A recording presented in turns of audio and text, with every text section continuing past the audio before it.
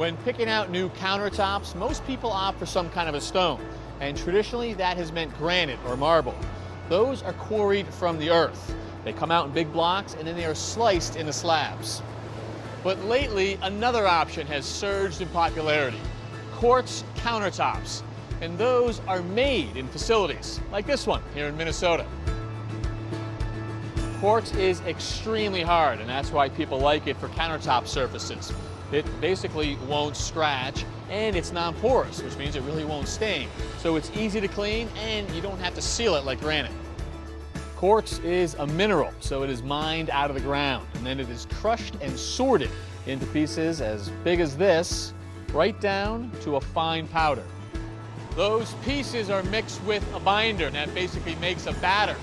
It then comes into this machine right here, which distributes the batter evenly into rubber molds, which are then rolled into this machine, where it is vibrated, compacted, and a vacuum pulls out all of the air, making the material non-porous. Then it is rolled into the big oven, where it is cooked at about 200 degrees for 30 to 60 minutes. And when it comes out, it's hard as stone.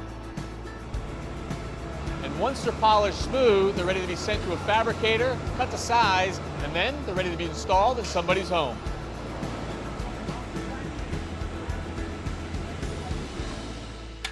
Hi, Kevin. Welcome to our house. We're so happy to have you here. Very nice. How long have you guys been here? About 4 years. Nice, okay. Yeah, so it was a little bit of a fixer when we bought it, and we've been doing some projects here and there. Such as? So in the kitchen, we painted the cabinets white. Yeah. They used to be a dark wood before.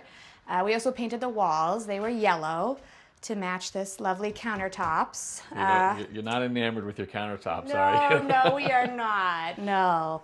So we were thinking of putting something in a little bit more durable, that looks a little more modern, updated. We were thinking quartz. Probably a good choice. Hard working material, definitely updated from what you got. I mean, this is typical back in the day that you see a lot of this laminate countertop with the embedded backsplash, but it has probably served its purpose.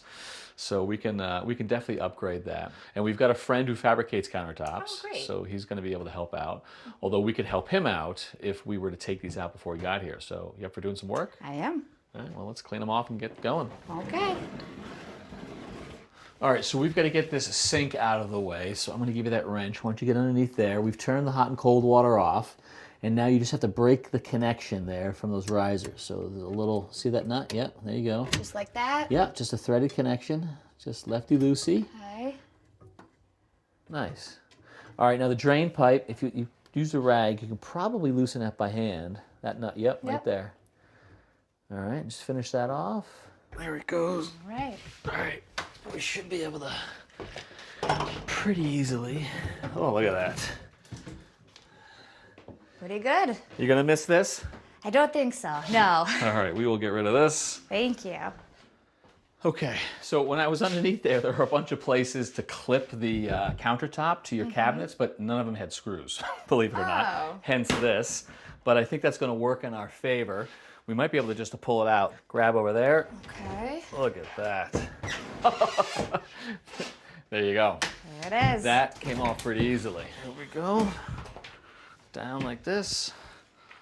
Good. Okay. Here, why don't you take this end, lighter end over there. And we're gonna go right out the back door, so you lead. All right. Off you go.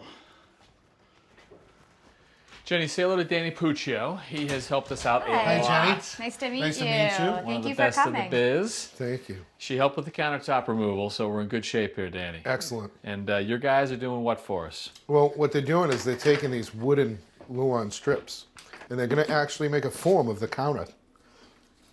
At that point, we'll measure it all out, write it down on this graph paper, so that we ensure that all our measurements are correct.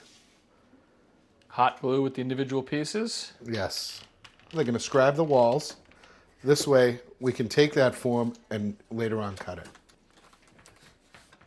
Well, now that we've completed the templating process, Jenny, I'm going to need you to come back to my shop and pick out an actual slab. Okay. What we'll do is we'll take that slab, we'll put it down on a wet saw, and we'll cut out the form that we've made here, including the sink cutout and the edge detail work.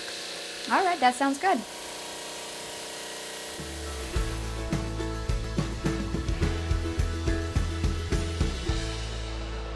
Danny, a lot of times you see these slabs being moved by 4 or 5 guys, and you're down to 2 because of this set of wheels. Yeah, as you can see, along with the wheels, we also have these clamps on the ends. These 3 things really take the burden off the guys' backs when they're transporting the material. It narrows it down from a 3 or 4 person job. Now 2 people could comfortably use these tools to get a stone into a house. And the wheels are clamped right to the stone, so they can just lift it up over a threshold or up a stair or 2, and they're right back on the wheels. Exactly. There's the ceiling. As you can see, Kevin, the ceilings are a little low here. So when we lift this piece up from the bottom, we're going to lean it on the edge of the cabinet. We're going to lower the L shape towards us so we can slide it in safely. There we go.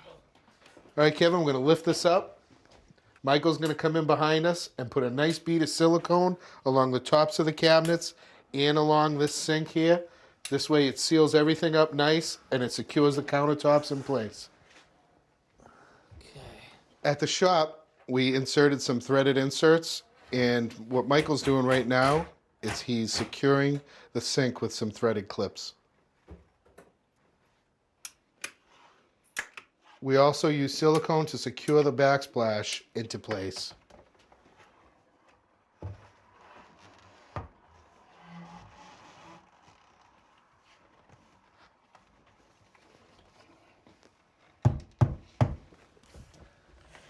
Well, Jenny, your new countertops are in. What do you think? I love them. They look so great. Boy, they really do. I Yeah. think you nailed the color too, right? Thank you. Yeah, it's a big improvement on the yellow ones. Yeah, well, that was easy. Yeah, But this is a good color. You want to wait 24 hours before you put anything on them. We really want that silicone that we put in to really set up. Okay. A couple other things too. This outlet's not in a great spot, but that's an easy fix for an electrician to move that.